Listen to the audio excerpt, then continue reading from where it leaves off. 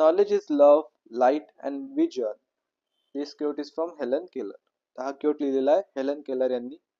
त्यांचं म्हणणं आहे की नॉलेज म्हणजे ज्ञान, हेच प्रेम आहे, हाच प्रकाश आहे आणि हेच दृष्टी आहे. सुरुवात करूया आपण.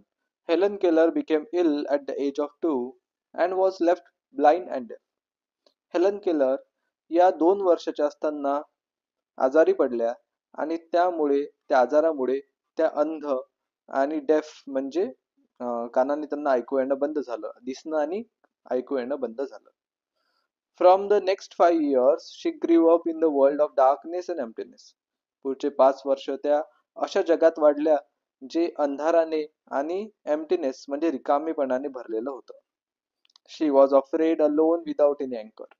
त्या घाबरलेल्या होत्या, एकट्या होत्या आणि कुठल्याही आधाराशिवाय होत्या. This is the story of her meeting the teacher who had changed her life. ही त्यांची गोष्ट आहे की कशा प्रकारे त्या आपल्या शिक्षिकेला, टीचरला भेटल्या ज्यांनी त्यांचं संपूर्ण आयुष्य बदलून टाकलं. The most important day I remember in all my life is the one on which my teacher Anne Mansfield Sullivan came to me. Helen म्हणतात की त्यांच्या जीवनातला सगळ्यात महत्वाचा दिवस म्हणजे तो दिवस ज्या दिवशी त्यांच्या टीचर ॲन मॅन्सफिल्ड सुलिव्हन ह्या त्यांच्या जीवनामध्ये आल्या. I am filled with wonder when I consider the immeasurable contrast between the two lives which it connects.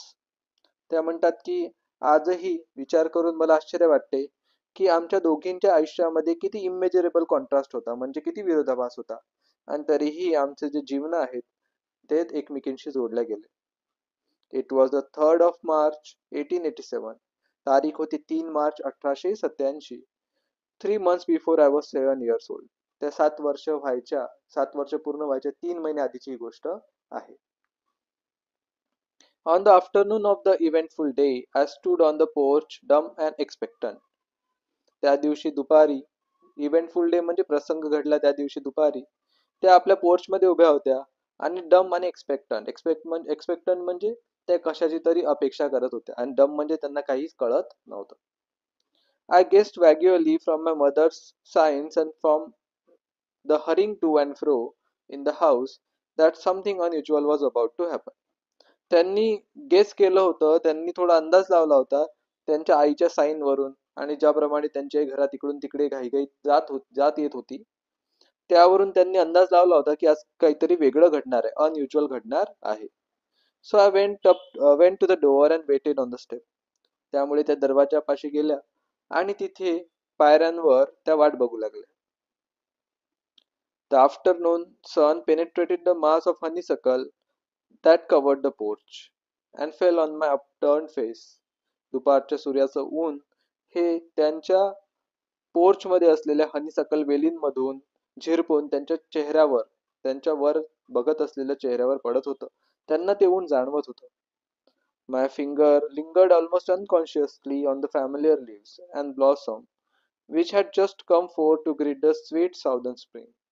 त्यांचे बोट त्या अनकॉन्शियसली म्हणजे नकळतपणे, लिंगर्ड म्हणजे फिरत होते त्या फॅमिलियर म्हणजे ओळखीच्या पानांवर आणि फुलांवर, ब्लॉसम म्हणजे फुलांवर, जो ब्लॉसम जे फुलं स्वीट साउदर्न स्प्रिंग म्हणजे वसंत ऋतूच्या स्वागतासाठी उमललेले होते, अशा त्या वेलींवर त्यांचे हात नकळतपणे फिरत होते. I did not know what the future held of Marvel और सरप्राईज फॉर मी. त्यांना माहिती नव्हतं की येणारं भविष्य त्यांच्यासाठी कुठलं सरप्राईज किंवा मार्वल म्हणजे कुठला चमत्कार घेऊन येणार होतं. Anger and bitterness had preyed upon me continuously for weeks. राग म्हणा किंवा कडवटपणा यांनी खूप दिवसांपासून, अनेक आठवड्यांपासून त्यांचा पिच्छा पुरवलेला होता. And a deep languor had succeeded this passionate struggle. आणि हे जे पॅशनेट स्ट्रगल होतं म्हणजे हा जो संघर्ष चालू होता त्यांच्या आतमध्ये, त्यामुळे त्यांना खूप थकवा, लँगर म्हणजे खूप थकवा सुद्धा आलेला होता.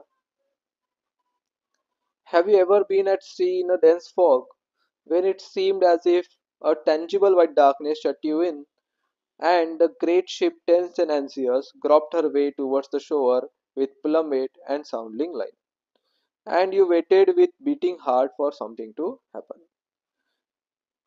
हेलन म्हणतात की तुम्ही कधी अतिशय डेन्स फॉग म्हणजे अतिशय दाट धुक्यामध्ये समुद्राच्या मधोमध अडकले आहात का? असं वाटते जणू ती जी टँजिबल व्हाईट डार्कनेस आहे, ते जे धुकं आहे ज्याला त्यांनी व्हाईट डार्कनेस म्हणजे शुभ्र पांढरा अंधार असं म्हटलेलं आहे, आणि ती टँजिबल म्हणजे स्पर्श करता येईल अशी. तर ती जी टँजिबल व्हाईट डार्कनेस आहे, जणू असं वाटते की ती तुम्हाला त्याच्या आतमध्ये कैद करून टाकेल. अँड ग्रेट शिप आणि ते मोठं जहाज टेन्स अँड अँझियस अतिशय तणावात आहे, अतिशय अस्वस्थ जहाज. Groped her way towards the shore with plummet and sounding line. Plummet आणि साऊंडिंग लाईनच्या मदतीने किनाऱ्याचा रस्ता शोधायचा प्रयत्न करत आहे. And you waited with beating heart for something to happen. आणि तुम्ही वाट बघत आहात धडधडत्या हृदयाने की आता काहीतरी घडेल. तर अशा प्रकारची जी एक सिच्युएशन आहे, लेखिका म्हणतात I was like the ship that shape before my education began. त्या म्हणतात की मी अगदी त्या जहाजासारखी होते माझं शिक्षण सुरू होण्याच्या आधी. Only I was without compass or sounding line. त्या जहाजाकडे कंपास किंवा साऊंडलिंग लाईन तरी होतं, माझ्याकडे ते सुद्धा नव्हतं असं त्या म्हणतात. And had no way of knowing how near the harbour was. आणि त्यांना हे सुद्धा माहिती नव्हतं की बंदर किती जवळ आहे, म्हणजे जो किनारा त्या शोधत होत्या त्या तो किनारा किती जवळ आहे हे सुद्धा त्यांना माहिती नव्हतं. Light give me light was the wordless cry of my soul. फक्त त्यांचा आत्मा निशब्दपणे ओरडायचा, रडायचा आणि म्हणायचा की कोणीतरी मला प्रकाश द्या. And the light of love shone on me in that very hour. आणि नेमकं त्याच तासामध्ये त्याच वेळी प्रेमाचा प्रकाश किंवा ज्ञानाचा प्रकाश त्यांच्या जीवनामध्ये आला, म्हणजे त्यांच्या टीचर त्यांच्या जीवनामध्ये आले. I felt approaching footsteps. I started out. I stretched out my hand and I supposed it was my mother. So Helen आपल्याला माहिती आहे की त्या लहानपणी त्या बिमार पडल्या आणि त्यामुळे त्या अंध झाल्या. त्यांना काही दिसत नव्हतं किंवा ऐकू येत नव्हतं. आणि एक दिवस असं झालं की त्यांना कोणीतरी त्यांच्याकडे चालत येत असल्याचा आभास झाला. त्यांनी आपले हात पुढे केले, त्यांना वाटलं की त्यांची आई आहे. Someone took it, and I was caught up and held close in the arms of her who had come to reveal all things to me, and more than all thing else, to love me. पण कोणीतरी दुसरा व्यक्ती होतं, ज्यांनी त्यांचा हात आपल्या हातात घेतला, त्यांना आपल्या जवळ ओढलं. आणि ती जी व्यक्ती आहे ती त्यांच्या जीवनामध्ये रिव्हील ऑल द थिंग्स सगळ्या गोष्टींचा खुलासा करायसाठी आलेली होती. आणि सगळ्यात महत्वाचं म्हणजे त्यांच्यावर अतिशय प्रेम करायसाठी ती व्यक्ती आलेली होती. The morning after my teacher came she led me into her room and gave me a doll. So ती जी व्यक्ती होती त्या होत्या हेलन यांच्या टीचर अँड सुलिवन. त्या दिवशी सकाळी ज्या दिवशी सकाळी टीचर आल्या त्या हेलनला आपल्या रूम मध्ये घेऊन गेल्या आणि त्यांनी हेलनला एक डॉल दिली, एक बाहुली दिली.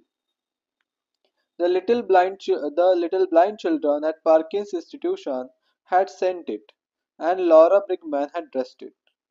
तर पार्किन्स इन्स्टिट्यूशन मधले जे लहान लहान अंध मुलं होते त्यांनी ती डॉल बनवलेली होती आणि लॉरा ब्रिगमॅन हिने तिला सजवलेलं होतं.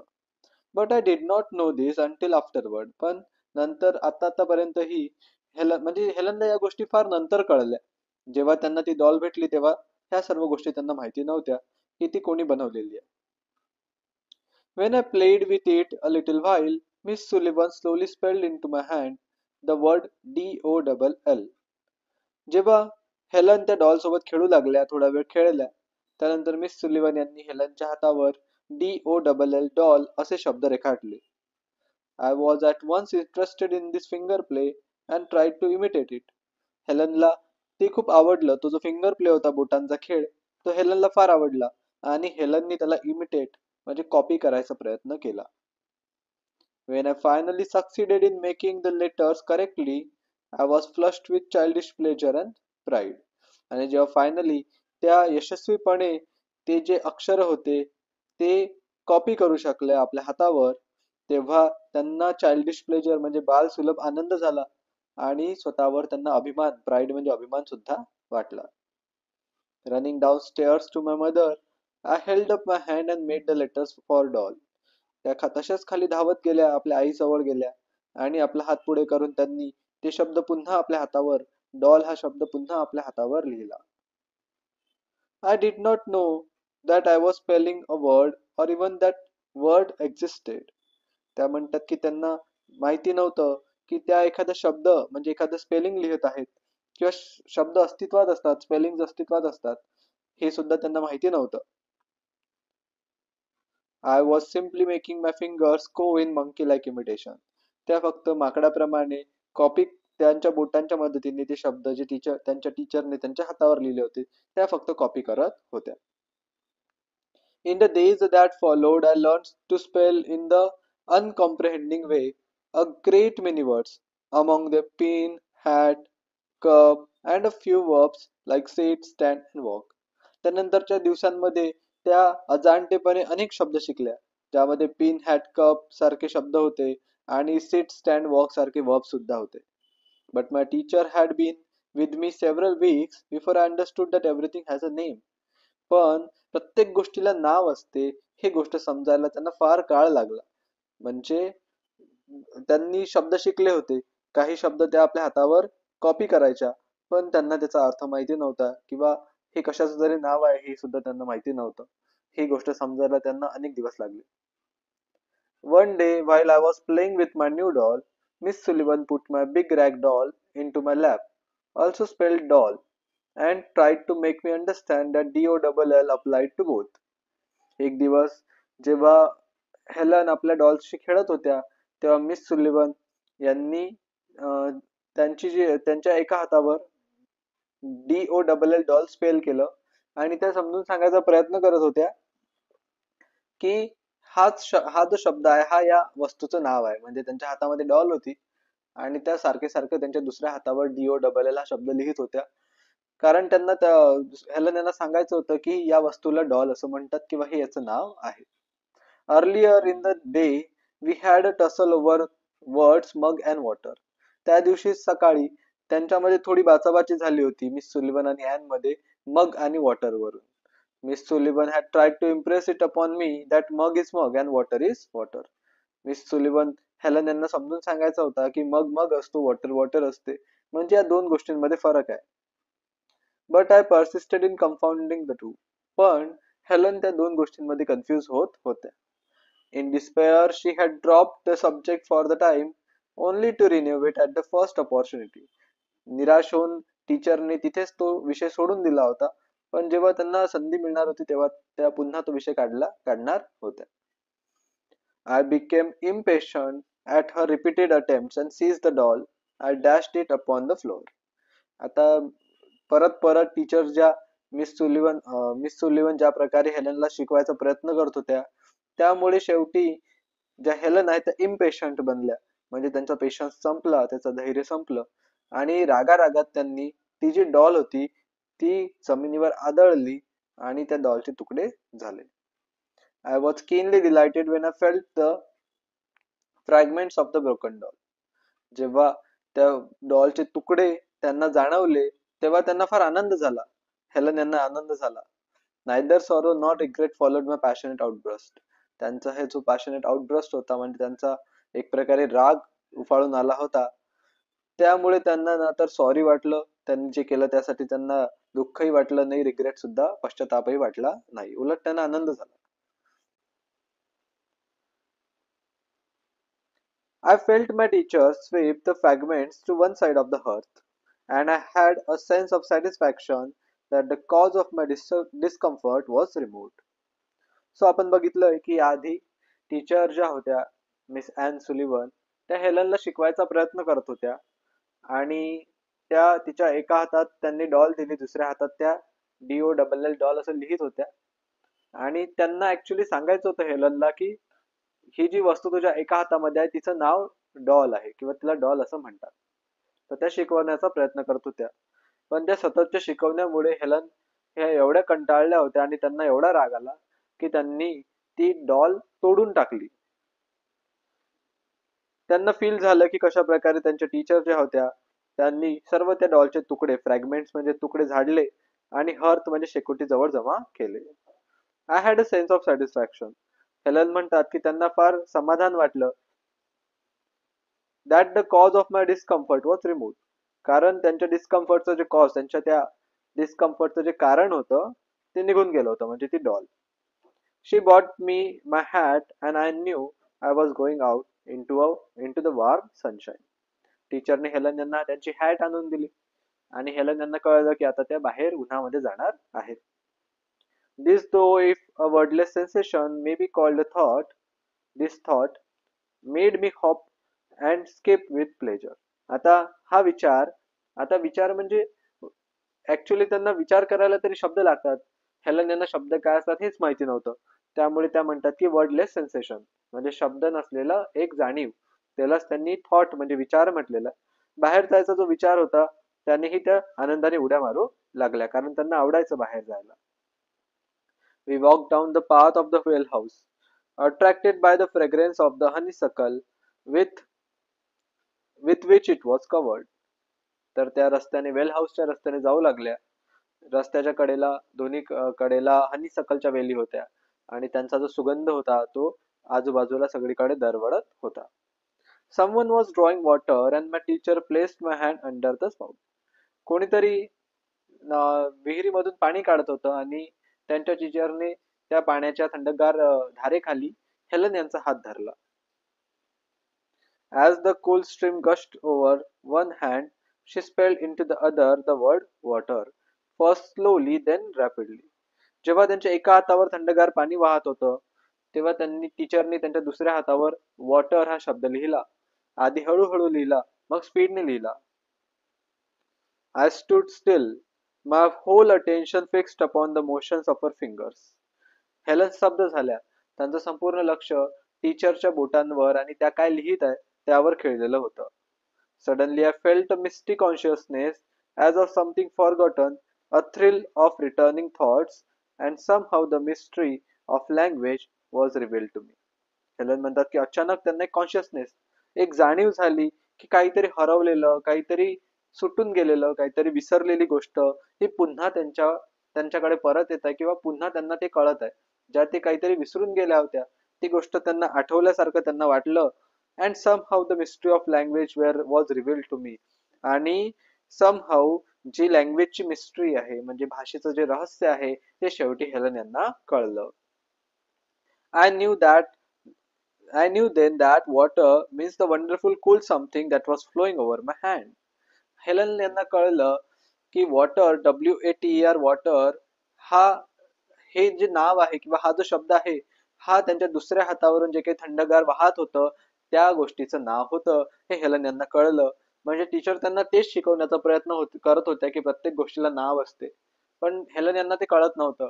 बट टीचरांनी जे प्रॅक्टिकल ज्ञान त्यांना दिलं, प्रात्यक्षिक करून दाखवलं, ते हेलन यांना कळलं आणि भाषेचं रहस्य त्यांना समजलं.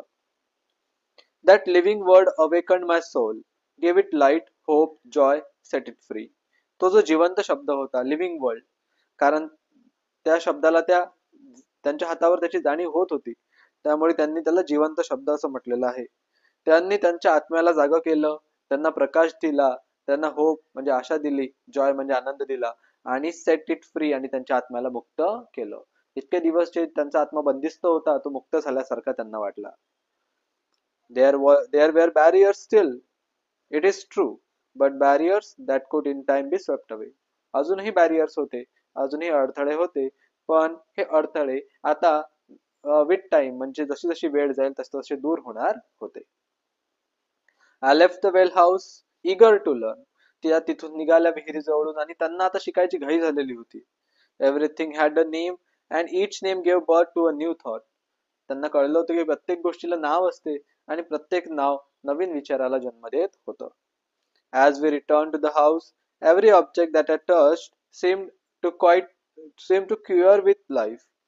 जेव्हा त्या घरी परतल्या तेव्हा हेलन ज्या ज्या गोष्टींना हात लावत होत्या त्यांना असं वाटत होतं की त्या जणू काही जिवंत झाल्या आहेत आणि जिवंत होऊन थरथरत आहेत. That was because I saw everything with the strange new sight that had come to me.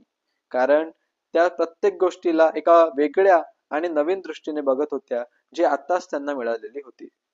On entering the door, I remember the doll I had broken. जेव्हा त्या दरवाजातून आत आल्या तेव्हा त्यांना आठवलं की त्यांनी ती बाहुली थोड्या वेळ आधीच तोडून टाकली होती. I felt my way to hearth and picked up the pieces. त्या चाचपडत शेकोटी जवळ गेल्या आणि तिथून त्यांनी त्या तुटलेल्या बाहुलीचे जे तुकडे होते ते उचलले. I tried vainly to put them together. Then my eyes filled with tears. त्यांनी व्यर्थपणे त्या तुकड्यांना जोडायचा प्रयत्न केला आणि पण ते काही जुळले नाहीत आणि हेलन यांचे डोळे अश्रूंनी भरून गेले. For I realized what I had done and for the first time I felt repentance and sorrow.